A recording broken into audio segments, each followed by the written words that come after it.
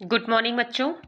आज हम स्टार्ट करेंगे कम्युनिटी हेल्थ नर्सिंग के कुछ इंपॉर्टेंट क्वेश्चंस जो आपके लिए जो नर्सिंग एग्जाम्स होने वाले हैं उसके लिए बहुत ही बेस्ट साबित होंगे ये। और एक इजी ट्रिक में हम आपको बताएंगे। आपको ऐसे पढ़ना है कि थोड़ा सा इजी लैंग्वेज हो जिसका आपको मीनिंग भी समझ में आए और इजी आपका जो कॉन्सेप्ट है वो क्लियर हो। ठीक है, तो सबसे पहले फर्स्ट हम डिसीज स्टार्ट करेंगे। क्या जो आपका क्वेश्चन है, question number 1, what disease the nasal will produce? What disease nasal will produce? Option A mumps, option B rubella, option C polio, option D measles. Mumps disease और rubella, polio, measles, इसका correct answer बताइए। जी हाँ, इसका correct answer क्या है? Option D measles. What disease produce? Mumps, rubella और polio जो डिसीज होती है ये भी एक वायरल इन्फेक्शन है। मीजल्स डिसीज भी किसके थ्रू फैलता है? आपका वायरल इन्फेक्शन के थ्रू फैलता है जिसका नाम होता है मिक्सो वायरस। इसको हम क्या बोलते हैं? Myxo virus. इसलिए आपको पता होना चाहिए, एम एम ट्रिक से आपको पता होना चाहिए मिक्सो। मीजल्स मिक्सो किससे फैलता है? मीजल्स मिक्सो वायरस से फैलता है। यहाँ पे बात होता है नेजर विल प्रोड्यूस, तो जो फेस में स्पॉट्स दिखते हैं नोज के पास में और फेस में रेडिश स्पॉट्स जो दिखते हैं इसको हम क्या बोलेंगे? नेजर विल प्रोड्यूस। ठीक है, जिसमें कॉप्लिक स्पॉट्स, अगर ये सारे सिम्टम किसमें प्रोड्यूस होते हैं? आपके मीजल्स में। बात करें हम, अगर एक इजी लैंग्वेज आपको बताएं, अगर आपको मीजल्स के सिम्टम इजीली समझना है तो सबसे पहले एक हैंड्स का हम आपको फिंगर बनाते हैं।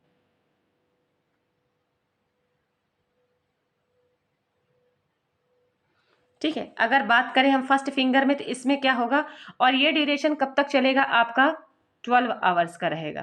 कितने का? 12। फर्स्ट 12 आवर्स का रहेगा। इसके बाद आपका जो थंब तक चलेगा वो 36 आवर्स तक चलेगा। कहाँ तक चलेगा? 36 आवर्स तक। ठीक है, बात करें ये आवर्स का। तो देन इसके बाद हम बात करें फर्स्ट फिंगर से, तो हमारा फर्स्ट जो सिम्टम, ये हम आपको इजी एक ट्रिक बता रहे हैं याद करने का। तो आप फिंगर बनाओ और फिंगर के माध्यम से फर्स्ट सिम्टम आपके फिंगर से स्टार्ट होगा। छोटी वाली उंगली से फर्स्ट सिम्टम दिखेगा फीवर। क्या दिखेगा? फीवर। देन आपका जो सेकंड सिम्टम दिखेगा उसमें क्या दिखेगा? आपका फीवर के बाद क्या दिखेगा? आई साइन। आई साइन। ठीक है, देन आपके थर्ड फिंगर में क्या दिखेगा? कैटार। कैटार। देन आपका जो फोर्थ फिंगर है उसमें दिखेगा कॉप्लिक स्पोर्ट्स। क्या दिखेगा? Koplik sports. आपका फिफ्थ फिंगर में क्या दिखेगा? रैसिस। क्या दिखेगा? रैसिस। आपका रिस्ट एरिया में क्या दिखेगा? मलास। मलास यानी होता है फटीग, जिसको हम बोलते हैं थकान। क्या बोलते हैं? थकान महसूस होना। तो बात करें, अगर हम बात करते हैं तो फर्स्ट फिंगर में क्या स्टार्ट हो गया? फीवर। ये ड्यूरेशन कब का है? 12 आवर्स तक। कहाँ से कहाँ तक? 3 फिंगर्स तक फीवर। सेकंड में आई साइन दिखेगा और थर्ड में दिखेगा कैटार। कैटार किसको बोलते हैं? CATARH। कैटार यानी होता है सीवियर, जिसको बोलेंगे स्नीजिंग कफिंग की प्रॉब्लम होती है। सर्दी सब बहुत ज़्यादा जब सर्दी फील होती है तो उसको उस पर्सन को क्या होगा? रनिंग नोज स्टार्ट हो जाएगा, उसका आई से सिक्रेशन स्टार्ट हो जाएगा। ठीक है, फीवर स्टार्ट हो जाएगा। तो ये प्रॉब्लम कब स्टार्ट होती है? मीजल्स इन्फेक्शन होने के बाद 12 घंटे आवर्स के बीच में। ठीक है, 12 घंटे के बीच में ये प्रॉब्लम स्टार्ट हो जाती है। देन इसके बाद हम देखते हैं 36 आवर मतलब नेक्स्ट डे। किसी भी पर्सन को जब मेजल इन्फेक्शन होता है तो उसको क्या सिम्टम दिखेगा? रैसेस आ जाते हैं। कॉप्लिक स्पॉट्स और रैसेस। ठीक है, कॉप्लिक स्पॉट्स यानी क्या होता है? जो म्यूकोसा होता है, बक्कल कैविटी होती है, आपका जो टंग होता है उसमें क्या हो गए? वाइटिस स्पॉट्स दिखते हैं। वाइटिस स्पॉट्स दिखना मतलब क्या होगा? कॉप्लिक स्पॉट्स उसको हम बोलेंगे। क्या बोलेंगे? रेडिस है वाइटिस स्पॉट जो दिखेगा वो क्या होता है? हमारा कॉप्लिक स्पॉट्स। तो ये किस इन्फेक्शन की वजह से होता है? कौन से डिसीज के इन्फेक्शन की वजह से होगा? मीजल्स डिसीज की वजह से होगा। तो ये एक ईजी ट्रिक आपको पता चल गया। आप 5 फिंगर लीजिए, एक हैंड्स के 5 फिंगर जो होते हैं, फर्स्ट फिंगर अगर हम देखें तो फर्स्ट फिंगर में फीवर, सेकंड फिंगर फीवर से हमारा आई साइन स्टार्ट होता है, थर्ड फीवर से हमारा कैटार, फोर्थ फिंगर से हमारा कॉप्लिक स्पॉट स्टार्ट होता है और लास्ट में स्टार्ट होता है रैसेस। देन ये सारे सिम्टम होने के बाद क्या स्टार्ट होती है बॉडी में? मैलास स्टार्ट हो जाता है। क्या सिम्टम दिखेगा? मैलास। ठीक है, आया समझ में? तो इसका करेक्ट आंसर क्या होगा? Option D. देन इसके बाद हम क्वेश्चन नंबर सेकंड पढ़ेंगे। Which disease cause by aedes mosquito except? Option A except मतलब सभी को मालूम होगा, इसको छोड़कर बाकी सारे डिसीजेस होंगे। ठीक है, तो Zika, option B dengue, option C chikungunya, option D typhus. तो ऐसी कौन सी डिसीज है जो जैसे कि जाइका, डेंगू, चिकनगुनिया, इसमें से ऐसी कौन सी डिसीज है जो मॉस्किटो के थ्रू नहीं फैलती है? ठीक है, एक का नाम है वो आपको बताना होगा। इसका करेक्ट आंसर क्या होगा? Option D. ठीक है, टाइफस। जाइका और डेंगू और चिकनगुनिया जो डिसीज होती हैं, ये डिसीज किसके थ्रू फैलने वाली होती हैं? एडिस मॉस्किटो के बाइट करने से होता है ये डिसीज। बट जो टाइफाइड डिसीज होती है वो कौन से ग्रुप की होती है? ये एक जूनोसिस रिकेट्सियल ग्रुप की डिसीज होती है। जूनोसिस रिकेट्सियल ग्रुप की डिसीज होती है। रिकेट्सियल ग्रुप की डिसीज होती है। ठीक है, ये 3 टाइप्स की डिसीज होती हैं। अगर बात करें फर्स्ट, सेकंड, थर्ड, कौन कौन सी डिसीज होती हैं? एपिडेमिक टाइफस, इंडेमिक टाइफस और स्क्रब टाइफस। ये 3 डिसीज होती हैं, एपिडेमिक, इंडेमिक, स्क्रब टाइफस। बात करें एपिडेमिक टाइफस जो फैलता है किसके थ्रू फैलता है? Through the vector. ये जो डिसीज फैलती है through the vector borne disease. Second disease हमारा इंडेमिक टाइफस जो होता है वो किसके थ्रू फैलता है? लाइस के थ्रू। लाइस यानी जू, सभी को मालूम है। और थर्ड जो डिसीज होती है वो किसके थ्रू फैलती है? रैट। ठीक है, चूहे के माध्यम से जो डिसीज फैलती है, कॉज होती है। तो ये डिसीज जूनोसिस रिकेट्सियल ग्रुप की डिसीज होती है। इसका जो एजेंट है, पॉजिटिव एजेंट है, ओरेंटिया टिसू टिसू गैमसी।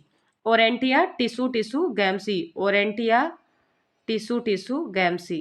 ठीक है, टिसू टिसू गैमसी, ये पॉजिटिव एजेंट का नाम है टाइफस के। ठीक है, तो मालूम हो गया ये एडिस मॉस्किटो के थ्रू नहीं फैलता है, इसलिए इसका करेक्ट आंसर क्या होगा? टाइफस होगा। ठीक है, ऑप्शन डी। अब हम देखेंगे question number third. 17 D vaccine is given for which of the following disease condition? Option A polio, option B leprosy, option C yellow fever, option D whooping cough. इसका correct answer क्या होगा? Yellow fever. Yes, इसका correct answer क्या होगा? Yellow fever. ठीक है, next question हम देखेंगे question number 4। Way disease cause by fungus except? इसमें से ऐसी कौन सी डिसीज है जो कि, देखिए फिर से एक्सेप्ट वर्ड आया, इसके अलावा, मतलब फंगस, ये सारी डिसीज जो है फंगस के थ्रू फैलती हैं, लेकिन एक डिसीज ऐसी है जो कि इसके थ्रू नहीं फैलती। तो ऑप्शन देखते हैं। ऑप्शन ए इसके बीच, option B asthma, option C ringworm, option D diarrhoea. इसके बीच अस्थमा, रिंगवॉर्म, डायरिया, इसका करेक्ट आंसर बताइए क्या होगा? ऐसी कौन सी डिसीज है जो फंगस के थ्रू नहीं फैलती है? जी हाँ, इसका करेक्ट आंसर होगा ऑप्शन डी। देखिए, इसका भी जो रिंगवॉर्म जो डिसीज होती है किसके थ्रू फैलती है? ये फंगस के थ्रू होने वाला इन्फेक्शन है। बट जो डायरिया होती है प्रोटोजोअल डिसीज होती है जो कि बैक्टीरिया के थ्रू भी फैलता है, वायरस के थ्रू भी फैलता है, पैरासाइट के थ्रू भी फैलता है। बैक्टीरिया की बात करें तो जैसे सिजेला बैक्टीरिया हो गया आपका, ठीक है, सिजेला बैक्टीरिया या साल्मोनेला टाइफी बैक्टीरिया। वायरस की बात करें तो रोटा वायरस। पैरासाइट की बात करें तो पैरासाइट में क्या होगा? Anti amoeba histolytica, anti amoeba histolytica. तो ये जो डिसीज होती है किसके थ्रू फैलती है आपकी? डायरिया जो डिसीज होता है ये एक प्रोटोजोअल डिसीज होता है जो कि बैक्टीरिया के द्वारा, वायरस के द्वारा और पैरासाइट के द्वारा फैलता है, नॉट अ फंगस डिसीज। तो मतलब ये फंगस से होने वाला इन्फेक्शन नहीं है, इसलिए इसका सही ऑप्शन क्या होगा? Option D. देन इसके बाद हम देखेंगे question number 5। Which disease caused by bacteria except? Which disease caused by bacteria except? इसमें से ऐसी कौन सी डिसीज है जो कि बैक्टीरिया के थ्रू, एक ऐसी डिसीज जो बैक्टीरिया के थ्रू नहीं फैलती है, तो उसका नाम बताना है। तो option A cholera, option B pneumonia, option C leprosy, option D kala azar. तो बताइए इसमें से ऐसी कौन सी डिसीज है जो कि बैक्टीरिया के थ्रू नहीं फैलता है? इसका करेक्ट आंसर क्या होगा? Option D. यस, क्यों? क्योंकि कॉलरा डिसीज किसके थ्रू फैलता है? बैक्टीरिया के थ्रू, विब्रियो कॉलरा के थ्रू फैलता है। न्यूमोनिया डिसीज किसके थ्रू फैलता है? न्यूमोकोकल बैक्टीरिया के थ्रू फैलता है। लेप्रोसी डिसीज किसके थ्रू फैलता है? माइकोबैक्टीरियम लेप्री, माइकोबैक्टीरियम लेप्री के थ्रू फैलने वाला डिसीज है। बट जो काला आजार डिसीज होता है वो कौन सा डिसीज होता है आपका? प्रोटोजोअल जो सैंड फ्लाई के थ्रू फैलता है। किसके थ्रू फैलता है? सैंड फ्लाई, सैंड फ्लाई, फ्लेवोमेटस, उस फ्लाई का नाम है फ्लेवोमेटस। क्या नाम है? फ्लेवोमेटस। ठीक है, और काला आजार का दूसरा नाम भी क्या होता है? लिस्मेनियासिस। इसको दूसरा अगर अदर नाम बोले तो क्या है? लिस्मेनियासिस। ठीक है, लिस्मेनियासिस डिसीज इसका दूसरा नाम होता है। तो इसका करेक्ट आंसर क्या होगा? Option D. देन इसके बाद हम देखते हैं question number 6। Which disease cause by virus except? ऐसी कौन सी डिसीज है जो कि वायरस के थ्रू फैलती है, बाकी एक डिसीज ऐसी है जो किसके थ्रू नहीं फैलती है? Option A chicken pox, option B polio, option C mumps, option D malaria. तो इसका करेक्ट आंसर बताइए क्या होगा? जी हाँ, ऑप्शन डी। इसका करेक्ट आंसर होगा ऑप्शन डी, मलेरिया। क्यों? क्योंकि चिकन पॉक्स और पोलियो मम्स ये तीनों डिसीज किसके थ्रू फैलती है? वायरस के थ्रू। और मलेरिया डिसीज जो होती है वो प्रोटोजोअल डिसीज होती है, आर्थ्रोपोड ग्रुप की डिसीज होती है, जो कि फीमेल एनाफ्लीस मॉस्किटो के बाइट करने से फैलती है। फीमेल एनाफ्लीस एनाफ्लीस मॉस्किटो के बाइट करने से फैलती है। ये मॉस्किटो के बाइट करने से फैलती है। ठीक है, तो ये इसलिए इसका करेक्ट आंसर क्या होगा? ऑप्शन डी होगा। नेक्स्ट हम क्वेश्चन देखेंगे, question number 7। When you immunise a child for measles what type of prevention are you doing? When you immunise a child for measles what type of prevention are you doing? तो option A health promotion, option B specific protection, option C primordial prevention, option D secondary prevention. ऐसा कौन सा prevention है जो कि जैसे कि यहाँ पे क्या पूछा जा रहा है कि जब आप किसी भी चाइल्ड्स को वैक्सीन देते हो, जैसे कि यहाँ पे वैक्सीन का नाम दिया है मीजल्स, तो इम्यूनाइज कर रहे हो उसको किससे? ये कौन सा प्रिवेंशन कहलाएगा? हेल्थ प्रमोशन कहलाएगा, या प्रिमोडियल, की या स्पेसिफिक, या सेकेंडरी? इसका करेक्ट आंसर बताइए क्या होगा? जी हाँ, ऑप्शन बी। इसका करेक्ट आंसर क्या होगा? Specific protection. क्यों होगा? क्योंकि मीजल्स जो होती है एक स्पेसिफिक डिसीज है। ठीक है, ये कोई कॉमन सिम्टम नहीं होता है, एक पर्टिकुलर डिसीज होती है, इसलिए इसको हम कौन से किस प्रिवेंशन में रखेंगे? स्पेसिफिक प्रोटेक्शन में। बात करें हेल्थ प्रमोशन का, तो हेल्थ प्रमोशन क्या होता है कि जैसे कि अगर आप अपनी लाइफ स्टाइल चेंज कर रहे हो, ठीक है, अपना डाइट चेंज कर रहे हो, या अपना हाइजीन मेंटेन करके चल रहे हो, या तो फिर आप पर्सनल हाइजीन मेंटेन करते हो, ऐसी चीज़ें जब जो हेल्थ को प्रमोट करती हैं, जो जो आप चेंजेस करते हो डेली रूटीन में, तो आपका हेल्थ अगर अच्छा होता है, हेल्दी होता है, तो उसको हम बोलते हैं हेल्थ प्रमोशन करना। बात करें प्रिमोडियल प्रिवेंशन का, तो जब कोई भी डिसीज आपकी बॉडी में होती है, या होने से पहले आपको महसूस हुआ कि थकान महसूस हो रहा है, आज आज आपका बॉडी का टेम्परेचर थोड़ा चेंज लग रहा है, तो फिर इस कंडीशन में जब आप कोई भी प्रिवेंशन पहले से कर लेते हो, डिसीज होने से पहले, डिसीज अकर नहीं हुई मतलब पहले से प्रेजेंट नहीं हुई है, होने से पहले आप अगर उसमें प्रिवेंशन करते तो वो कहलाता है आपका प्रिमोडियल प्रिवेंशन। बात करें नेक्स्ट वन हम सेकेंडरी प्रिवेंशन की, तो सेकेंडरी प्रिवेंशन वो होता है जब भी बॉडी में अगर डिसीज प्रेजेंट हो जाती है, डिजीज प्रेजेंट हो गई, डिजीज प्रेजेंट होने के बाद अगर आप उसका प्रिवेंशन लेते हो या ट्रीटमेंट स्टार्ट करते हो, तो वो क्या कहलाता है? आपका सेकेंडरी प्रिवेंशन कहलाता है। तो समझ में आ गया? तो जब आप किसी बच्चे को इम्यूनाइज करोगे यहाँ पे, तो कौन सा प्रिवेंशन कहलाएगा? स्पेसिफिक प्रोटेक्शन कहलाएगा। ऑप्शन, इसका करेक्ट आंसर क्या होगा? Option B. नेक्स्ट वन देखेंगे हम, क्वेश्चन नंबर 8।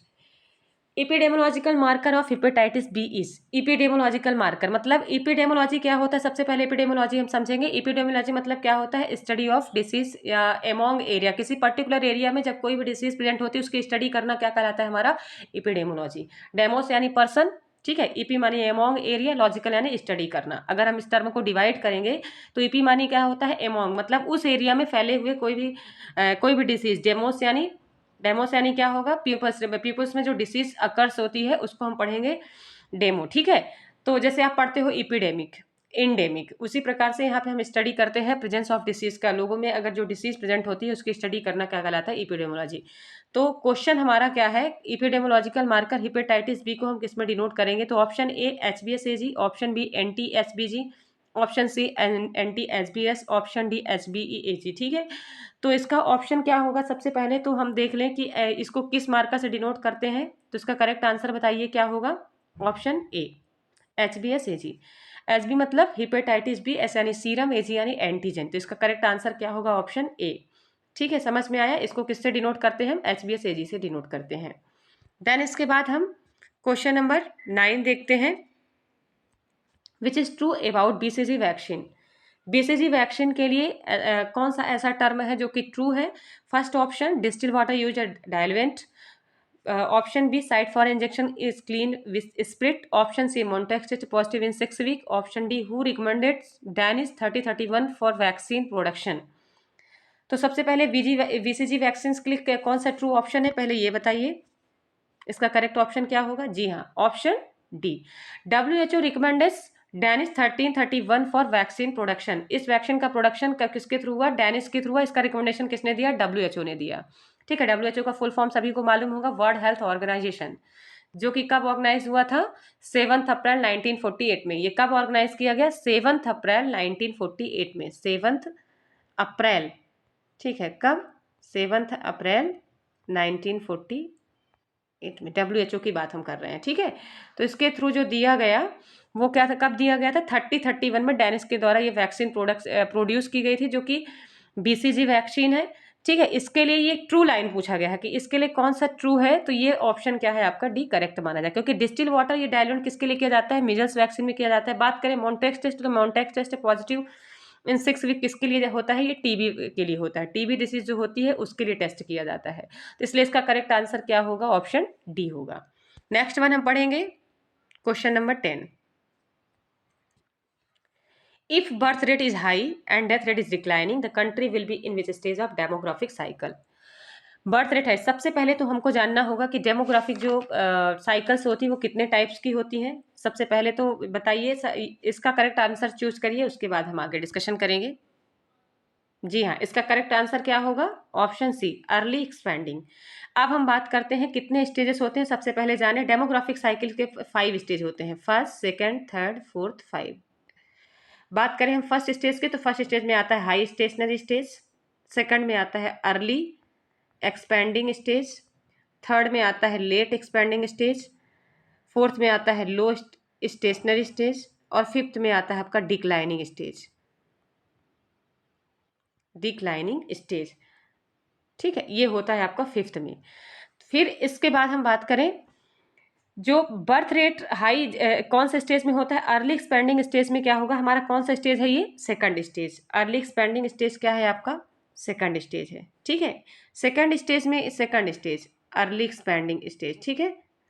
इस स्टेज में क्या होता है? जो बर्थ रेट होता है वो क्या होगा? हाई हो जाएगा, और डेथ रेट क्या हो जाएगा? डिक्लाइनिंग हो जाएगा। तो ये कौन सा डेमोग्राफिक साइकिल कहलाएगा? Early expanding cycle. इसका करेक्ट आंसर क्या होगा? अर्ली एक्सपेंडिंग, ठीक है।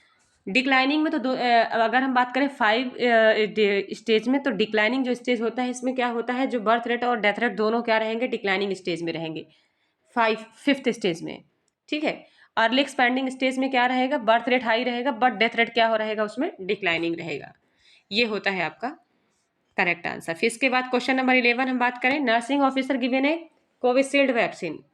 ये थोड़ा प्रिंट मिस्टेक है।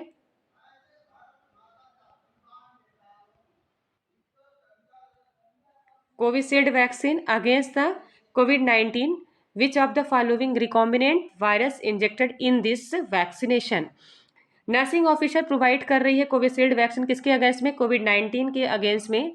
तो इसके लिए कौन सा वैक्सीनेशन इंजेक्टेड, कौन से वायरस के लिए इंजेक्टेड माना जाएगा, रिकॉम्बिनेंट माना जाएगा? तो फर्स्ट हमारा ऑप्शन है corona virus, option B adeno virus, option C rhino virus, option D paramyxo virus.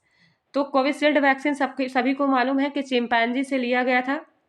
कौन से वायरस के लिए ये वैक्सीनेशन, कौन से वायरस के लिए किया गया था, रिकमेंडेड किया गया था? बताइए इसका करेक्ट आंसर क्या होगा? जी हाँ, इसका करेक्ट आंसर क्या होगा? Option B.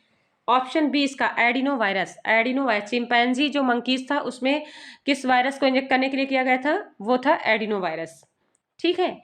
कौन सा वायरस था? Adeno virus. इसका करेक्ट आंसर क्या होगा? Adeno virus. और किसको किल करने के लिए था? कोविड-19 का, कोविड-19 में जो कोरोना वायरस था उसको किल करने के लिए इसको इंजेक्ट किया गया था, किसमें? एडिनो वायरस के लिए, ठीक है। फर्स्ट इसमें ट्रायल किया गया था इस वैक्सीन के थ्रू। देन इसके बाद हम क्वेश्चन नंबर 12 में देखेंगे, kala azar is transmitted by option A Aedes mosquito, option B sand fly, option C tsetse, option D mice. अब देखना है काला आजार, अभी इसके पहले भी हमने डिस्कशन किया था। तो कौन सा ऐसा डिसीज है जो कि काला आजार के द्वारा कौन सा ऐसा वेक्टर है जो मतलब रिजर्वायर की बात करेंगे तो ऐसा कौन सा रिजर्वायर है जो कि ट्रांसमिट हो रहा है काला आजार डिसीज? तो बात करें माइस की, टेसी या एडीज मॉस्किटो, किसके थ्रू फैलता है? इसका करेक्ट आंसर बताइए। जी हाँ, कौन सा इसका करेक्ट आंसर है? Option B sand fly. Kala azar का दूसरा नाम हमने बताया था, क्या है? लिस्मैनियासिस। क्या है ये? लिस्मैनियासिस डिसीज, ठीक है, इसका दूसरा नाम है। देन इसके बाद हम देखेंगे question number 13, PSC under health care system in India was introduced as result of recommendation by PSC primary health जो दिया जाता है, primary health centre under public health care system in India was introduce are result of. First option है Mudaliar committees, option B Kartar Singh committees, option C planning commission, option D Bhore committee. ठीक है, तो किस committees के अंडर में ये रिकमेंडेशन दिया गया था? तो इसका करेक्ट आंसर बताइए क्या होगा? जी हाँ, भूर कमेटी। बात करें किसकी? भूर कमेटी। भूर कमेटी कब लॉन्च की गई थी बताइए? 1946 में। 1946 में क्या की गई थी? भोर कमेटी लॉन्च की गई थी। ठीक है, और ये सबसे फर्स्ट कमेटी है। ठीक है, उसके बाद क्या था आपका? मुदलियार कमेटीज, ठीक है, श्रीवास्तव कमेटीज, चड्ढा कमेटीज, इसके बाद क्या है आपका? करतार सिंह कमेटीज। ये कमेटीज स्टार्ट की गई थी और अलग अलग रिकमेंडेशन सारी कमेटियों का क्या दिया गया था? अलग अलग रिकमेंडेशन बताया गया था। ठीक है, तो अगर बात करें हम पीएससी के या प्राइमरी हेल्थ सेंटर के थ्रू जो पब्लिक हेल्थ केयर प्रोवाइड किया था, तो इसका रिकमेंडेशन किसने दिया था? भूर कमेटी ने दिया था। ठीक है, एमपीडब्ल्यू की बात करें तो एमपीडब्ल्यू का जो प्रोसेस किया गया था किसमें दिया गया था? आपका करतार सिंह कमेटी के अंदर एमपीडब्ल्यू। ठीक है, ये किसके थ्रू दिया गया था? करतार सिंह। कब स्टार्ट किया गया था ये? तो 1973 में किया गया था, 1973 में। ठीक है, तो अब इसके बाद हम नेक्स्ट क्वेश्चन देखेंगे जिसका करेक्ट आंसर क्या होगा? Option D. क्वेश्चन नंबर 14 देखेंगे। The constant presence of a disease within a geographical area is known as. Constant presence of a disease within a geographical area, constant यानी बताइए? हाँ, particular किसी एक area में। तो इसका option क्या होगा? Option A endemic, option B epidemic, option C pandemic, option D none of this. तो इसका पर्टिकुलर, जब एक एरिया में कोई डिसीज फैलती है तो उस वर्ड को हम क्या बोलते हैं? इस टर्म को हम क्या बोलेंगे? जी हाँ, इसका करेक्ट आंसर क्या होगा? Option A endemic. क्या बोलेंगे इसको? एंडेमिक। बात यहाँ पे दो टर्म और दिए हुए हैं, इपिडेमिक और पैंडेमिक। इपिडेमिक यानी क्या होता है? जब किसी पर्टिकुलर एक एरिया से या दूसरे एरिया में, जियोग्राफिकल एरिया में कोई डिसीज फैलती, जैसे कि अवर नेशन हो गया, मतलब अवर कंट्री, हमारी इंडिया क्या हो गई? एक नेशनल हो गई, नेशनल एरिया हो गया। तो अगर वहाँ डिसीज फैलती है जैसे कि नेशन, ठीक है, पर्टिकुलर किसी एक नेशन में फैलता है एक प्लेस से दूसरे प्लेस में, तो वो एपिडेमिक कहलाता है। जब बात करें हम एक नेशन से दूसरे नेशन में, मतलब एक कंट्री से अदर नेशन में, अदर नेशन में फैलता है, जैसे फॉर एग्जांपल कोविड-19। कोविड-19 की बात करें एग्जांपल, कैसे? जैसे कि आपका कोरोना जो डिसीज थी वो चाइना से आकर हमारे कंट्रीज में फैली, वो कौन सी डिसीज कहलाएगी? हमारी पैंडेमिक डिसीज। तो समझ में आ गया। और जैसे इंडेमिक हो गया, जैसे मान लीजिए किसी एक एरियाज में हो गया स्मॉल पॉक्स हो गया, या किसी एक एरियाज में हो गया आपका जैसे मलेरिया फैल रहा है, एक एरिया में अगर फैलता है वो एंडेमिक कहलाता है। लेकिन ऑल ओवर अगर इंडिया की बात करें, पूरे एरियाज में फैला हुआ है, तो वो क्या कहलाएगा? आपका एपिडेमिक। लेकिन अगर इंडिया से कहीं बाहर कोई डिसीज जाती है वो क्या कहलाता है? पैंडेमिक। तो समझ में आ गया, इसका करेक्ट आंसर क्या होगा? ऑप्शन ए। देन इसके बाद हम क्वेश्चन नंबर 15 की बात करेंगे। Incubation period of measles. Incubation period of measles. Option A 10 days, option B 13 days, option C 15 days, option D 12 days. तो मीजल्स डिसीज सभी को मालूम है, इसके पहले हमने सबसे पहले डिस्कशन किया था कि मीजल्स कौन सा डिसीज होता है? मिक्सो वायरस से फैलने वाला डिसीज होता है। इसमें से अर्ली सिम्टम क्या क्या देखने को मिलता है? तो फीवर देखने को मिलता है, आई साइन देखने को मिलता है, कैटार सिम्टम देखने को मिलता है, ठीक है, कॉप्लिक स्पॉट दिखेंगे, नेजर प्रोड्यूस होगा। तो ये सारे जो सिम्टम दिखते हैं किसमें दिखते हैं? मीजल्स में दिखते हैं। और जो इसका इंक्यूबेशन पीरियड मैंने वहाँ पे इसका भी डिस्कशन किया था, तो बताइए क्या होगा इसका करेक्ट आंसर? जल्दी बताइए। जी हाँ, इसका करेक्ट आंसर क्या होगा? 10 डेज। ठीक है, तो समझ में आया। लेकिन इसका टोटल ड्यूरेशन होता है 10 डेज टू 14 डेज। डिसअपियर होते होते कितना टाइम लगता है? 10 टू 14 डेज टाइम लगता है। ठीक है, तो हाईली इन्फेक्शन कॉज कब हो जाता है? 10 डेज में ये इन्फेक्शन कॉज हो जाता है मीजल्स डिसीज। आया समझ में? और इसका इंक्यूबेशन पीरियड हम बोलेंगे क्या, और इसका जो पॉजिटिव एजेंट क्या है? आपका मिक्सो वायरस है। ठीक है, अब इसका अगर बात करें हम प्रिकॉशन क्या क्या करेंगे, ये तो साइन एंड सिम्टम हो गया, आपने बता दिया इतने सिम्टम दिखते हैं। प्रिकॉशन क्या क्या करेंगे सबसे पहले? ठीक है, इसका दूसरा नाम यही पता है ना, रूबियोला भी बोलते हैं इसको। क्या बोलेंगे इसको? रूबियोला। ठीक है, मिजल्स का दूसरा नाम क्या होता है? रूबियोला। अर्ली डायग्नोसिस करवाएंगे। मिजल्स के लिए वैक्सीन भी आती है, सबको मालूम है मिजल्स के लिए वैक्सीन आती है, जो कि 9 मंथ में बच्चों को लगाया जाता है। और कौन से रूट से दिया जाता है? ये सबक्यूटेनियस एससी रूट से दिया जाता है। कौन से रूट से देते हैं हम इसको? सबक्यूटेनियस रूट से देते हैं। इसका जो डोज होता है कितना होता है? 0.5 ml होता है। कितना होता है 0.5 ml। और अगर इसको हम स्टोर करने की बात करें तो वैक्सीन को कितने टेम्परेचर पर हम इसको स्टोर करेंगे, तो 4 to 8 डिग्री सेल्सियस। कितने टेम्परेचर पर इसको स्टोर करेंगे हम, 4 to 8 डिग्री सेल्सियस। ये कुछ इंपॉर्टेंट फैक्ट थे मिजल्स वैक्सीन से रिलेटेड। जो बच्चों में कब दिया जाता है, तो 9 to 12 मंथ। कब कब दिया जाता है, 9 to 12 मंथ। 12 मंथ के ड्यूरेशन में बच्चे को दिया जाता है ये वैक्सीन। और कब देते हैं, सबक्यूटेनियस हम ये मेडिसिन ये वैक्सीन हम क्या करते हैं, बच्चे को प्रोवाइड करते हैं। तो ये मालूम हो गया आपको कि मिजल्स डिसीज क्या है, क्यों फैलती है, किस वजह से फैलती है, क्या रीजन होता है, क्या सिम्टम होता है, कितने दिन का इसका इंक्यूबेशन पीरियड होता है। ठीक है, कब कब दी जाती है, तो 9 to 12 मंथ बच्चों को दी जाती है। क्या इसका जो स्टोर टेम्परेचर होता है कितना होता है, 4 to 8 डिग्री सेल्सियस होता है। जो साइट होता है सबक्यूटेनियस होता है। और कितना देते हैं हम, 0.5 ml। इसका जो डोज होता है कितना होता है, 0.5 ml।